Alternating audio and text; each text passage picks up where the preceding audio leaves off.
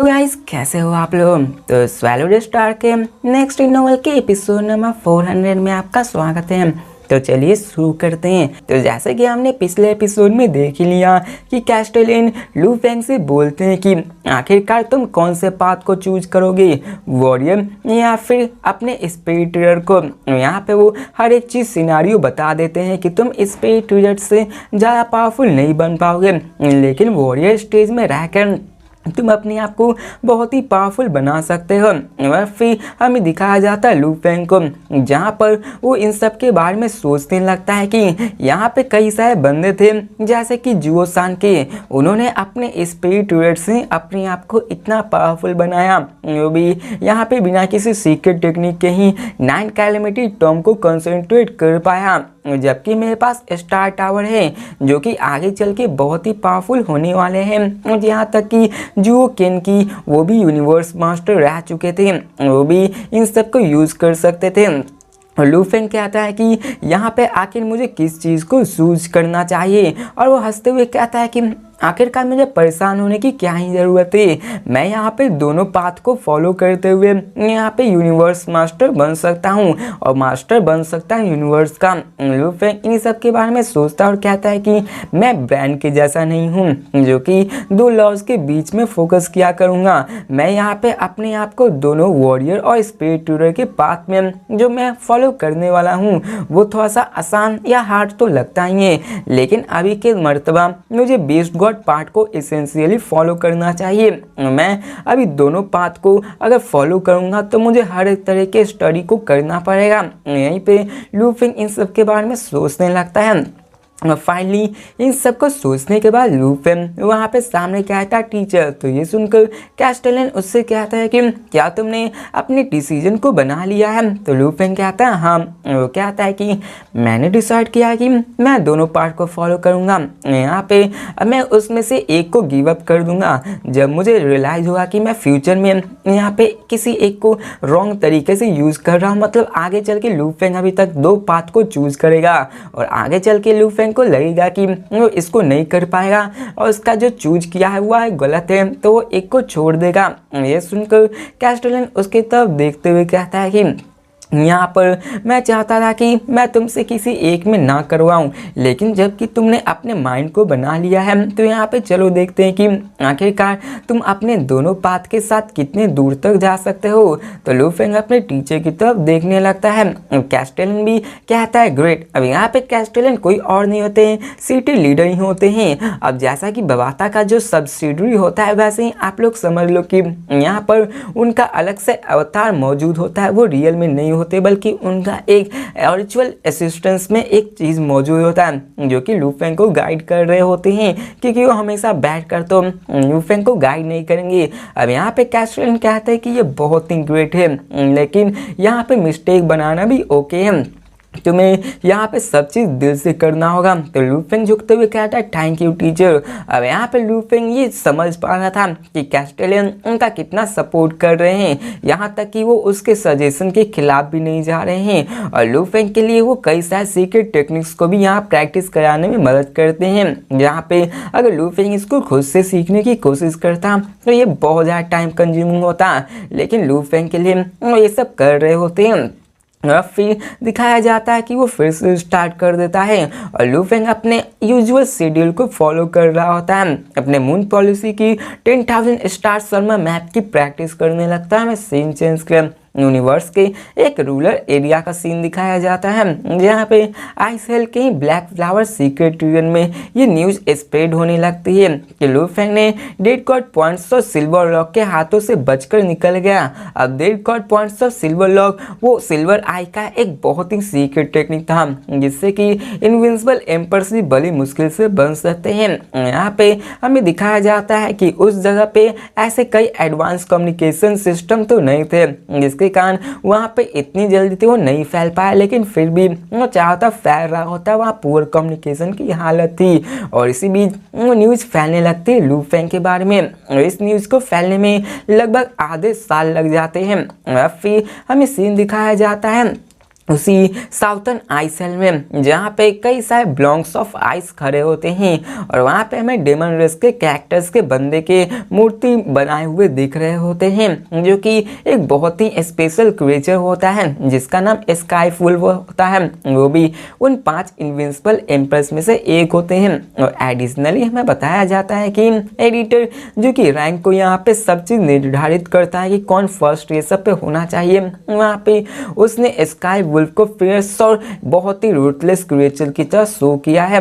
वहीं पे sky wolf जो कि यहाँ पे बहुत ही पीसफुल रहा करता है, लेकिन वो जब भी इरिटेट होता है वो किसी न किसी को मार ही देता है। आफ्टर ऑल वो यहाँ के 5 टॉप इनविंसिबल वॉरियर में से एक है। फिर दिखाया जाता है वही के ट्रेमेंडस आइसी थ्रोन को, जहाँ पर वही 15 किलोमीटर लंबे में एक डेमन लाइक क्रिएचर बैठा हुआ होता है। उसमें से भी 3 स्ट्रेंज एनर्जी निकल रही होती है।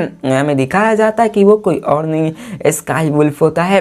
यहाँ पर भी उसके पास सबके जैसे अपने सोल स्लेव्स होते हैं और उसका सोल स्लेव कहता है मास्टर। यहाँ पे लगता है कि रैंकिंग को अपडेट करने की ज़रूरत है। यहाँ पे कई न्यू बैटल्स हुए हैं। तो ये सुनकर वो बंदा कहता है कि क्या सच में यहाँ पे बैटल्स हुए हैं? तो सोल स्लेव कहता है कि हाँ, यहाँ पे एक ह्यूमन था जिसने कि लाइटनिंग रेस एम्पर और सिल्वर आई से फाइट की थी। अब यहाँ पे हमें दिखाया जाता है कि सिल्वर आई सुनकर वो कहता है कि क्या सच में ऐसा हुआ है, और वो कहता है कि वो ह्यूमन उसने फाइट की है, आखिरकार वो ह्यूमन कहाँ पे है, उस ह्यूमन को तुम जल्दी से खोज कर रखो। तो यहाँ पे वो सर्वेंट कहता है कि मास्टर यहाँ पे लड़ाई आधे साल पहले हुई थी। तो ये सुनकर स्काई वुल्फ को तो गुस्सा आता है कि क्या आधे साल ज़्यादा बीत गए हैं और तुम ये न्यूज़ मुझे अभी दे रहे हो? आखिरकार ये ह्यूमन इस आइस सेल में कब आया था, ये कब इस जगह से मौजूद है? तुमने आखिरकार मुझे इस न्यूज़ को जल्दी क्यों नहीं बताया? तो ये सुनकर तो स्काई वुल्फ कहता है कि हमें ये न्यूज़ अभी ही मिली है। तो ये सुनकर स्काई वुल्फ वहाँ पे खड़ा हो जाता है। इसको देखकर तो उसका सर्वेंट भी डर के मारे कांपने लगता है कि न जाने उसका क्या होगा। तो स्काई वुल्फ को दिखाया जाता है जो उसकी तरफ देखकर कहता है कि अगर यहाँ पे वो ह्यूमन भी अपने आप को दिखाता नहीं है, लेकिन वो यहाँ पे इस न्यूज़ से फिर से डिसअपेयर हो गया है। जल्दी करो, यहाँ पे एश टैबलेट्स को प्रिपेयर करो। अब एश टैबलेट्स वही होती हैं जिसपे कि रैंकिंग लिखे हुए होते हैं। वो सर्वेंट आंसर करते हुए कहते हैं यस मास्टर। अब यहाँ पे वो लोग अपने हाथ से बिठाकर वहाँ पे स्काई वुल्फ अपने थ्रोन से उतरता है। स्काई वुल्फ कहता है कि चलो मुझे बताओ आखिर वो 2 बैटल्स कैसे हुए थे। तो यहाँ पे वो सर्वेंट उससे कहता है यस मास्टर। वो अपनी सारी डिटेल बताने लगता है कि यहाँ पे ह्यूमन के बीच में और लाइटनिंग रेसिंग एम्पर के बीच में क्या हुआ था। वो बताता है कि कैसे उसने लाइटनिंग एम्पर को वहाँ से भागने पर मजबूर कर दिया था, और वो सारी कहानी एक बार एक करके सुनाने लगता, पूरी तरह से डिटेल को बढ़ा रहा होता है कि उसमें कोई भी मेन पॉइंट्स वो छूट न जाए। फिर स्काई वुल्फ को दिखाया जाता जो कि उस आइस टैबलेट की ओर देखता है और वहाँ पे सब चीज़ चेंज करने लगता है, और वहाँ पे दिखाया जाता है कि कई सारे डेमोनियस कैरेक्टर अपीयर होने लगते हैं और नए रैंकिंग डिटरमाइन हो जाते हैं। पहला में तो ब्लड डॉग, दूसरा में सिल्वर आई, तीसरा में स्काई वुल्फ, चौथा में ब्लैक विंड, पांचवा में सी एंड, और ये सभी 5 इनविंसिबल एम्पर्स होते हैं। छठा में कोई और नहीं ह्यूमन होता है, और यहाँ पे तो उसका नाम निकनेम स्पीडी होना चाहिए था, लेकिन यहाँ पे उसका नाम ह्यूमन लिखा होता है। फिर यहाँ पे उसके रेस पे लिखा होता है और वो उन सब के बारे में बात करने लगता है। यहाँ पे ये रैंकिंग चारों तरफ से फैलने वाली भी थी, और हमें दिखाया जाता है कि ये देखकर उसका सर्वेंट कहता है कि मास्टर हमेशा टॉप टू बॉटम यहाँ पे क्राफ्ट करते थे रैंकिंग को, आखिरकार ये बदल कैसे गया? यहाँ पे दिखाया जाता है कि मास्टर उसका कहता है कि हाँ, मैंने कभी भी मास्टर को ऐसा बदला हुआ नहीं देखा था। यहाँ पे हमें स्काई वुल्फ को दिखाया जाता है जो कि अपने उन सारे टैबलेट्स पे उन सबको कॉपी करके उन सबको डन कर देता है, और उसने टोटल 900 कॉपीज़ को बनाए हुए होते हैं, जो कि जितने भी बंदे इस आईसेल में होते हैं उनको डिस्ट्रीब्यूट करने के लिए बनाए गए होते हैं, ताकि सबको पता चल सके कि ह्यूमन अब रैंकिंग में 6 नंबर पे आ चुका है। यहाँ पे रैंकिंग चेंज हो चुकी है। फिर हमें यह दिखाया जाता है कि वहाँ के टैबलेट क्रिएचर को एक क्रिएचर के द्वारा अलग अलग ले जाया जाता है। स्काई वुल्फ की बाउंटी आईसेल में वहाँ पे फैल जाती है। यहाँ पे हमें बताया जाता है कि स्काई वुल्फ की भी अपनी प्रोटेक्शन होता है कि जब तक स्काई वुल्फ मर नहीं जाता वहाँ पे कोई भी उसको मार नहीं सकता, यहाँ तक कि उसके पास प्रोटेक्शन ही क्यों ना हो। और यहाँ पे हमें दिखाया जाता है कि स्काई वुल्फ वहाँ पे अनाउंसमेंट प्रोड्यूस करता है, जिसको कि सब लोग जान जाते हैं कि वुल्फ क्या स्काई वुल्फ अपने प्रॉमिस को ब्रेक करेंगे। और सबको लगता है कि आखिर यहाँ पे पॉसिबल कैसे हो सकता है, वो अपने प्रॉमिस को कभी भी ब्रेक नहीं कर सकता है। आखिरकार स्काई वुल्फ एक प्राउड क्रिएचर है, यहाँ पे वो ऐसा नहीं करेगा। यहाँ पे हमें दिखाया जाता है कि असल में स्काई वुल्फ ने उस ह्यूमन पे बाउंड्री लगा दिया होता है। सब लोग उस ह्यूमन को मतलब लू फेंग को ढूंढने के लिए निकल जाते हैं, सब लोग यही करने लगते हैं। और वो कहता है कि यहाँ पे सभी लोग दिल जान से लू फेंग को खोजने में लग जाते हैं, लेकिन हमें दिखाया जाता है कि लू फेंग को तो इसके बारे में पता ही नहीं होता है। वो अभी भी उस डीप स्नो में हैबिटेट किए हुए रहता है और लू फेंग की चारों तरफ हमेशा की तरह माइक्रो डिटेक्टर लगा हुआ होता है। यहाँ तक कि कुछ क्रिएचर्स वहाँ पे आ भी गए थे, लेकिन वो लू फेंग को डिटेक्ट नहीं कर पाए थे। वो अपने अगर आइस और गॉडली फोर्स को यूज न करे और पूरे के पूरे डिस्ट्रॉय का फोर्स करके लू फेंग को ये मजबूर न कर दे कि उसे बाहर निकलने पर, तो वो वहाँ पे उसको नहीं खोज सकते हैं। क्रिएचर वो वहाँ पे लू फेंग को खोजने लगते हैं हजारों 100 साल तक, लेकिन वो उसको नहीं खोज पाते हैं। इसके बाद वो सब यहाँ पे उसको खोजना छोड़ देते हैं और अपनी चैन से जिंदगी जीने लगते हैं। और फिर हमें सीन चेंज कर उसी आइलैंड का सी का सीन दिखाया जाता है,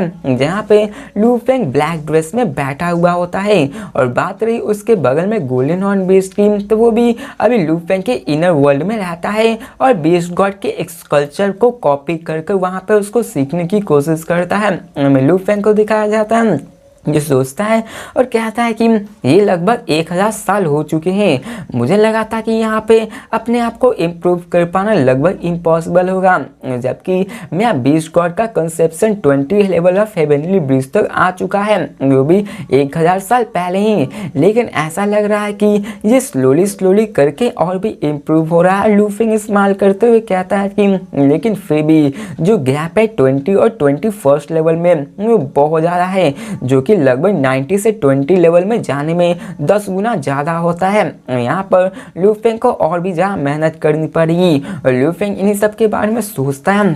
और फिर दिखाया जाता है कि समय ऐसे ही बीतने लगता है। गोल्डन हॉर्न बीस्ट वहाँ पे अपने रैंसन 7 मूव्स को भी कंसंट्रेट करने की कोशिश कर रहा होता है और साथ ही साथ में बीस्ट गॉड को भी कॉपी कर रहा होता है। वहीं पे लू फेंग का ह्यूमन फॉर्म वो अभी मून पॉलिसी को स्टडी कर रहा होता है, साथ ही साथ 10,000 स्टार सरमन मैप को भी सीख रहा होता है, जहाँ पर कैस्टेलियन लू फेंग के ओपोनेंट्स को प्रोवाइड करते थे। मद्देनजर रख के कि लू फेंग अभी कहाँ पे कमजोर पड़ रहा है, वो लू फेंग की मूव्स को रिफाइन करने की कोशिश कर रहे होते हैं ताकि लू फेंग किसी भी चीज में कम न रह सके। अब लू फेंग आराम से अपने नए मूव्स को सेकंड चैप्टर के बेस पे बना सा रहा था। वो अपने मसल्स को अच्छे से मैग्निफिसेंटली कॉम्प्रिहेंड कर पा रहा था और इसको सीखने के लिए लू फेंग को लगभग 60-100 ईयर्स लग जाते हैं, जो कि मून पॉलिसी का सेकेंड मूव होता है। बात रही ब्लेड और साव विंग्स की, तो लू फेंग उसको भी यूटिलाइज कर पा रहा होता है। लू फेंग आराम से अपने ब्लेड से किसी भी ऑब्स्टेकल्स को डिस्ट्रॉय कर सकता था और ये एक ऑलमाइटी के जैसा ही होता है।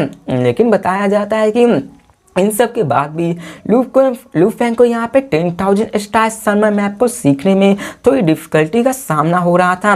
लू फेंग यहाँ पे सोच रहा होता है कि आखिरकार को कैसे अपने सेकंड मूव को और भी ज़्यादा फास्टर बना सकता है, वो भी 10 टाइम्स ज़्यादा पावरफुल। लेकिन लू फेंग इतने एक्सपीरियंस के बाद भी ये बहुत ही मुश्किल का सामना करना पड़ रहा होता है। बताया जाता है कि लू फेंग का जो फर्स्ट मूव था वो फर्स्ट चैप्टर पे बेस्ड था, जो कि बहुत ही सिंपल था। लेकिन लू फेंग का जो सेकंड मूव है ना वो बहुत ज़्यादा कॉम्प्लिकेटेड होता है। लू फेंग इसको आसानी से नहीं सीख पा रहा होता है। लेकिन लू फेंग उस डिस्ट्रैक्शन के की को समझ पाता है कि यहाँ पे क्लोज कॉम्बैट और स्पीड वेपन में क्या फ़र्क होता है। यहाँ पे 2 वेपन्स एक को मिला के सीक्रेट टेक्निक को बनाया जा सकता है। और जब तक लूफेंग के पास एक्सपीरियंस ना हो ये यूजलेस हो जाता है। हमें सीन चेंज कर लूपलेस के वर्चुअल मस्क के थंडर आइलैंड का सीन दिखाया जाता है जहाँ पे लूफेंग आता है और वहाँ पे दिखाया जाता है कि लूफेंग उससे कहता है मास्टर मैंने यहाँ पे सेकेंड मूव दोनों के लिए बना लिए हैं, प्लीज़ क्या आप मुझे एडवाइस दे सकते हैं। तो वहाँ से अंदर से आवाज़ आती है और वो कहता है कि तुम रियलाइज़ कर लिए क्या तुमने नहीं किया। तो लूफेंग भी कहता है कि मैंने रियलाइज़ कर लिया, मैंने जो पहले कहा था वो गलत था। मुझे यहाँ पे पता था कि यहाँ पे स्पिरिट वेपन को क्रिएट करने के लिए आसान होता है और मुझे यहाँ पे क्लोज कॉम्बैट के मूव को बनाना नहीं पता है और ये इतना भी आसान नहीं है। तो यहाँ पे वो अंदर से बंदे बोलते हैं कि अब यहाँ से उसके अंदर से वही कैस्टेलियन बोलते हैं कि तुम यहाँ पे एक टॉप सीक्रेट टेक्निक को क्रिएट कर रहे हो, यहाँ तक कि एक मेडिकोर जो कि बहुत ज़्यादा पावरफुल है उसके अलावा एक टॉप सीक्रेट टेक्निक को बना रहे हो। और तुम्हें पता होना चाहिए कि यहाँ पे आर्केन कोर्स में स्पिरिट वेपन्स और क्लोज कॉम्बैट में फंडामेंटल डिफरेंस होती है। ऑफकोर्स अगर तुम उसको स्टडी करोगे तो तुम उसके डिफरेंसेस के बीच के बारे में और भी अच्छे तरीके से जान जाओगे। तुम्हें पता होगा कि आखिर इन सबको कैसे यूज करना होगा। और यहाँ पे वो लूफेंग को ऐसे ज्ञान की बातें देने लगते हैं कि आखिर तुम कैसे अपने टेक्निक को और भी अच्छे से माहिर कर सकते हो। अब यहाँ पे लूफेंग बड़ी ही ध्यान से उनकी बातों को सुन रहा होता है और सीख रहा होता है। वहाँ पे कैस्टेलियन कहते हैं कि तुम्हें पता होना चाहिए कि तुम जब अपने आप को आर्केन कोड के मद्देनजर में रख के अपने आप को ढाल रहे होगे तो यहाँ पे तुम पे असर भी पड़ता है। और तुम्हें पता होना चाहिए कि तुम जैसे जैसे हायर लेवल में जाओगे तो तुम्हारी पावर और भी ज़्यादा बढ़ती जाएगी और तुम्हें वैसे ही मूव को बनाने में और भी ज़्यादा मुश्किल का सामना करना पड़ सकता है। और यहाँ पे जब तक तुम इटर्नल लाइफ्स को नहीं जी सकते तो तुम्हें यहाँ पे टाइम का केयर नहीं करना होगा। अब यहाँ पे वो बताते हैं कि क्या तुम्हें लगता है कि जितने भी पावरफुल क्रिएचर हैं क्या उन्हें समय का कोई मारा है कि वो समय को नहीं पा सकते हैं। नहीं, ऐसा नहीं है, उनके पास इटर्नल लाइफ है, वो जितनी मर्जी उतनी दफ़ा जिंदा रह सकते हैं, लेकिन उनके पास केयर टाइम की नहीं है, बल्कि वो ये अफ्रेड करते हैं कि उनके पास चांस खत्म हो जाएगा, वो पीक पर नहीं जा पाएंगे क्योंकि अगर उन्होंने कोशिश नहीं किया तो यहाँ पर उनसे भी ज़्यादा पावरफुल कोई आ जाएगा और तुम अभी भी अपने लैक कर रहे हो अपने ही तरीके में। तो ये सुनकर लूफेंग कहता है कि मैम यहाँ पे हमें दिखाया जाता है कि वो कहते हैं फाइन है, तुम यहाँ पे मिस्टेक्स को कर सकते हो, लेकिन मैं आशा करता हूँ कि तुम अपने दिमाग को चेंज करोगे, यहाँ पे तुम अपने फोर्थ मूव को स्टार्ट करना शुरू कर दोगे। अब यहाँ पे बहुत सारी चीज़ थी जो कि आपको भी कंफ्यूज करेगी और मुझे भी कंफ्यूज कर रही थी, लेकिन आप आगे जैसे ही जानोगे वो आप लिटरली समझ जाओ कि आखिर यहाँ पे क्या कहना चाह रहे हैं। लूफेंग यहाँ पे बिना कुछ कहे वहाँ पे झुक जाता है और वो आवाज़ क्या दी, चलो यहाँ पे आगे बढ़ो, तुम्हें अपने अचीवमेंट्स को दिखाना होगा। तो लूफेंग भी कहता है यस टीचर। इसके बाद वो वहाँ से गायब हो जाता है, उसकी कॉन्शियसनेस रियलिटी में आ जाती है और हमें सीन चेंजर ईस्टर्न आई सेल का सीन दिखाया जाता है जहाँ पे लूफेंग फाइनली अपनी आंखों को खोलता है और वो अभी अपने लिविंग रूम में क्रॉस कर बैठा हुआ होता है। लूफेंग कहता है कि कैस्टेलियन टीचर सिर्फ आप इसका इंतजार करें। अब लूफेंग यहाँ पे अपने खुशी को खो ही चुका था क्योंकि वो न्यू मूव को नहीं बना पा रहा था और इसी कारण लूफेंग यहाँ पे बैटल भी नहीं कर पा रहा था। यहाँ पे वो कहता है कि मुझे सच में यहाँ पे समझना चाहिए कि मैं अभी गलत हूँ। अब यहाँ पे लूफेंग इसी बीच में अभी तक कंफ्यूज होता है कि उसे वॉरियर पाथ को चूज करना चाहिए या फिर स्पीड पाथ को। अब देखा जाए तो दोनों को सीखा जा सकता है, लेकिन दोनों में कम चांसेस है कि वो एक साथ उनको सीख कर जा सकता है। यहाँ पे हमें दिखाया जाता है कि लूफेंग फाइनली उस केव को छोड़ता है और उस केव से बाहर निकलता है। लूफेंग यहाँ पे कहता है कि यहाँ पे यूनिवर्स का मास्टर इस यूनिवर्स का पीक होता है, यहाँ तक कि मेरे मास्टर भी उन सब का पावरफुल इक्वली नहीं मैच कर सकते हैं। अब भले ही कैस्टेलियन एक टॉप टायर है, वहीं पे brother Fleming empress second tier mid tier में है और बिग ब्रदर पुटीली और लो टायर में आते हैं, लेकिन वो भी यहाँ पे बिलियंस ऑफ क्लैंस इस यूनिवर्स के अंदर आते हैं। यहाँ पे हमें दिखाया जाता है कि फ्लेमिंग एम्पर वहाँ पे एक ट्रेजर जैसा कि स्टार टावर वो पोजेस नहीं करते। फ्लेमिंग एम्पर कौन है, वो ग्रेट बिंग जो था माउंटेन सिटिंग गेस्ट, उनका ही एक डिस्पल था, लूफेंग का सीनियर था। लूफेंग उन्हीं सब के बारे में सोच रहा होता है। यहाँ पे लूफेंग हामी भरता है और वो कहता है कि जो सैनके के मुताबिक यहाँ पे जब लूफेंग एक यूनिवर्स नाइट बनेगा और लूफेंग यहाँ पे अपने आखिरी मेटल पीस 9 कैलेमिटी टोन को, अब यहाँ पे 9 कैलेमिटी टोन 9 मैनुअल ही होता है, जिसका शायद नाम चेंज कर दिया है, जहाँ पे लूफेंग को नाइट बनने के बाद वो मिलेगी और इसके कारण लूफेंग आराम से अपने आप को पावरफुल बना सकता है। वो पूरे के पूरे स्टार टावर को ऑपरेट कर सकता है। अगर लूफेंग यहाँ पे इसको करने में कामयाब हो गया तो वो आराम से इस यूनिवर्स के मास्टर की बराबरी कर सकता है। और यहाँ पे लूफेंग सोचता है कि इसका मतलब ये हुआ कि मेरी जो पावर होगी वो किसी भी यूनिवर्स मास्टर के बराबर हो जाएगी जब मैं एक यूनिवर्स नाइट बनूंगा, और जब तक मैं स्काई टावर को ऑपरेट कर पाऊंगा तो मेरी पावर और भी ज़्यादा बढ़ जाएगी। मतलब ये हुआ कि मुझे इस ट्रेजर को वेस्ट नहीं करना चाहिए, मुझे अपने आप को और भी ज़्यादा पावरफुल बनाना चाहिए और मुझे अपने स्टार मैप को सोल कंट्रोलिंग वैल्यू टेक्निक को और भी अच्छे से मास्टर करना चाहिए। और लूफेंग इन सब के बारे में सोचता है जो कि ऐसी बकवास होती है, तो इसको मैं स्किप करता हूँ। यहाँ पे लूफेंग आगे बढ़ने लगता है और उसके माइंड में ऐसे ही ख्याल आ रहे होते हैं कि उसे क्या करना चाहिए। और अब फिर में सीन चेंज कर उस क्रिएचर को दिखाया जाता है जो कि वहाँ के पीक ऑफ आइसबर्ग पे हुए होते हैं और वहाँ पे एक वॉइड अफार होती है और दिखाया जाता है कि वहाँ पे एक ब्लडी फिगर आ जाता है जो कि वहाँ पे आके लैंड करता है और वहाँ पे वो बहुत ही स्पीड में चल रहा होता है। हमें दिखाया जाता है कि जो बंदा वहाँ पे मौजूद होते हैं उस आइस टैबलेट्स के बाद वो कहते हैं कि मैंने कभी भी ऐसे फूड स्टेप को नहीं देखा है। कहते हैं कि क्या ये वो ह्यूमन है, क्या आज मेरा ये डे बहुत ही लकी होने वाला है।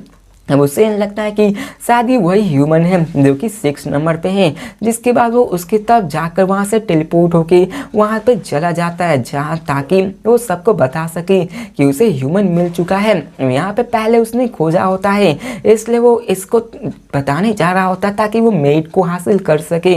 और अब फिर हमें दिखाया जाता है लूफेंग को जो कि आगे बढ़ रहा होता है और तभी वहाँ पे एक क्रिएचर को वो अपनी तरफ आते हुए देखता है कि वहाँ पर वो एक 2 मीटर लंबा एक डेमिंग गोल में घिरा हुआ एक बंदा होता है, जिसको देखकर लूफेंग पहचान जाता है कि ये तो मेटल कार्टुओ है जिसकी रैंक 626 है। अब यहाँ पे बताया जाता है कि आईसेल में प्रोबेबली पावरफुल कमजोर को हमेशा मारते ही हैं और यहाँ पे कोई भी कमजोर किसी भी पावरफुल के नज़दीक नहीं जाता है क्योंकि यहाँ पे वो तो आराम से मार जा सकते हैं। लूफेंग कहता है कि एक बंदा जो कि 626 रैंक में है उसकी इतनी हिम्मत कि वो मुझे चैलेंज करने आया है और वो अपने आर्म को लेफ्ट आर्म को स्ट्रेच करता हमें दिखाया जाता है कि अभी लूफेंग के पास 52 ब्लैक बॉल्स कंट्रोल करने की हिम्मत होती है। मतलब कि पहले वो 16 बॉल्स को ही कंट्रोल कर पा रहा होता है लेकिन अभी 52 ब्लैक बॉल्स को वो कंट्रोल कर पा रहा होता है और कहता है कि मैं अपने सेकेंड मूव को तुम पर ही टेस्ट करूंगा।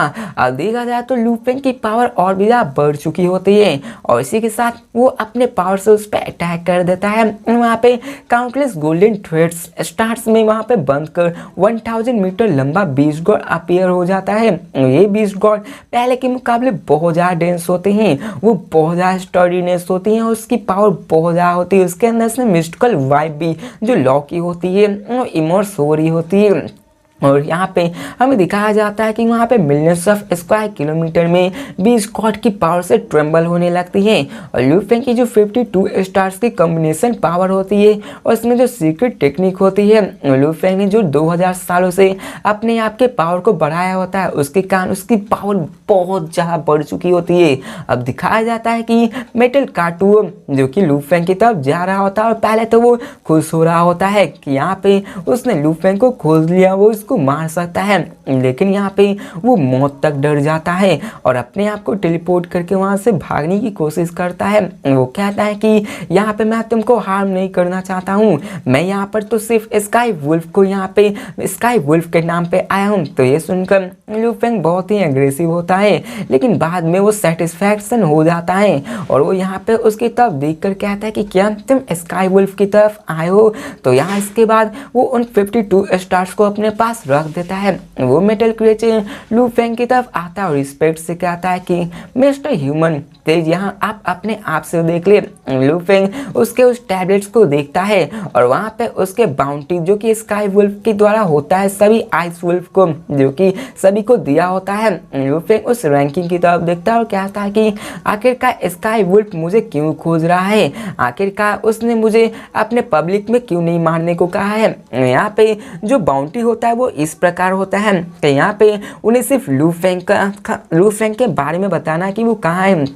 कोई भी लू फेंग को मार नहीं सकता, सिर्फ उसको खोजने के लिए कहा है। अगर लू फेंग को कोई मारने की कोशिश करता तो यहाँ पे जिसने मारने की कोशिश की उसको मार दिया जाता। अब इसके बाद लू फेंग कहता है फिर ठीक है मैं जाकर चेक करता हूँ। अब फिर लू फेंग वहाँ पे डिसाइड करता है कि वो वहीं पे जाएगा और लू फेंग उस मेटल क्रिएचर से कहता है कि चलो मुझे वहाँ ले चलो। काटू बहुत ही थ्रिल हो जाता है और कहता है मिस्टर ह्यूमन आपको पता है कि मैं कितना लकी हूँ कि मैं यहाँ पे आपसे मिल सकूँ। चलिए मैं आपको अपने साउथर्न आइस सेल के पैलेस मास्टर के पास ले चलता। जिसके बाद वो अपने आप को टेलीपोर्ट करके लू फेंग को साउथर्न आइस सेल की तरफ ले जाता। में सीन चेंज कर लू फेंग को दिखाया जाता है जो कि उस पैलेस के पास आ चुका होता है। में काटू को दिखाया जाता है जो कहता है मिस्टर ह्यूमन मैं यहाँ पे आपको अंदर ले जाकर टेलीपोर्ट नहीं कर सकता हूँ, इसलिए यहाँ पे हमें फ्लाई कर आगे जाना पड़ेगा। तो लू फेंग भी कहता है ठीक है चलो आगे बढ़ते हैं। जिसके बाद वो 2 बीम्स ऑफ लाइट बनकर वहाँ आगे उस पैलेस की तरफ बढ़ने लगते हैं। जो 2 सर्वेंट्स वहाँ मौजूद होते हैं वो सब अलर्ट हो जाते हैं कि वहाँ पर कोई आ रहे हैं और हमें दिखाया जाता है कि वहाँ पे टोटल 7 सर्वेंट्स स्काई वुल्फ के पैलेस की ओर घूम रहे होते हैं। 5 तो खुद स्काई वुल्फ ने बाहर से लाया होता है जो कि उनके माइनर ड्यूटीज को यहाँ पे करता है। वहीं पे 2 बंदे यहाँ पे पैलेस को गार्ड करने का काम करते हैं और ये दोनों यहाँ पे स्काई वुल्फ के द्वारा मेंटली कंट्रोल किए गए थे जबकि उन्हें बहुत ज़्यादा डैमेज कर दिया गया था।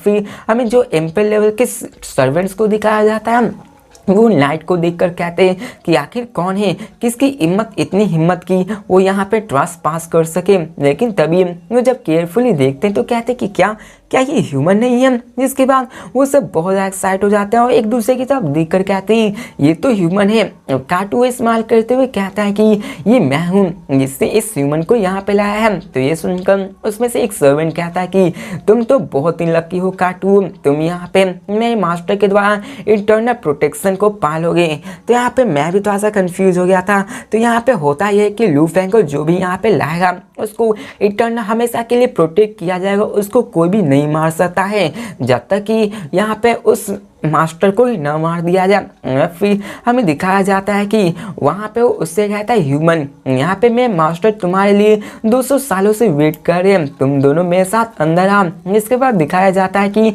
सर्वेंट उन दोनों को अंदर ले जाता है और यहाँ पर स्काई वुल्फ का रॉयल डेमन रेस का जगह होता है। हमें दिखाया जाता है कि स्काई वुल्फ बहुत ही ट्रेमेंडस लग रहा था, उसकी बॉडी मोर देन 10 किलोमीटर से बड़ी होती है जो कि ऐसा लग रहा था कि गोल्डन बीच वहाँ पे एक चींटी के समान हो और वो एक बड़ा सा हाथी हो। यहाँ पे दिखाया जाता है कि वो स्काई वुल्फ अपने आंखों को खोलता है और कहता है कि ह्यूमन। तो लू फेंग भी उसकी तरफ देखकर इस्तेमाल करते हुए कहता है स्काई वुल्फ आखिरकार तुम मुझे ऐसा क्यों देख रहे हो कि तुमने एक ऐसा प्रॉमिस कर दिया है आईसेल में, क्या यहाँ पे तुम मुझसे कुछ चाहते हो। तो वो स्काई वुल्फ कहता है कि ऑफ कोर्स मैं यहाँ पे चाहता हूँ। और वो यहाँ पे काटू की तरफ देखता है और कहता है कि क्या काटू क्या तुमने इसे यहाँ पे लाया है। तो काटू कहता है कि हाँ। तो स्काई वुल्फ कहता है कि ठीक है अब से तुम्हें यहाँ पे कोई भी मेरे पैलेस के आसपास कोई भी तुम्हें छूने की हिम्मत नहीं करेगा। तो काटू कहता है ठीक है मैं आपका बहुत ही शुक्रिया। और वो बहुत ही खुश होता है।